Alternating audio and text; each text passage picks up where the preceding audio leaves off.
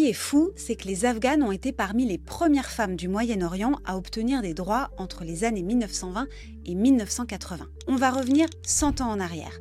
Dans les années 20, un âge minimum pour se marier est mis en place, 18 ans. Les jeunes filles ont l'obligation d'aller à l'école. Nouvelle étape dans les années 60.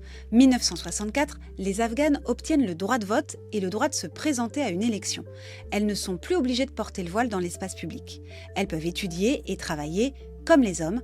Elles occupent des postes importants comme médecins ou professeurs. On voit même des femmes porter des jupes courtes. Mais bon, on va pas se mentir, c'est réservé aux classes sociales plutôt élevées et à Kaboul seulement, la capitale. À la fin des années 70, sous le régime communiste, les Afghanes obtiennent de nouveaux droits. Le mariage forcé devient interdit, elles ont toutes accès à l'éducation. En théorie, car à la campagne, les réformes sont peu appliquées, les traditions et la religion y ont beaucoup d'influence. Les femmes afghanes bénéficient de ces droits jusque dans les années 90. Tout change avec l'arrivée au pouvoir des talibans en 1996. Avant un nouveau vent de liberté entre 2001 et 2021, il semble désormais bien loin.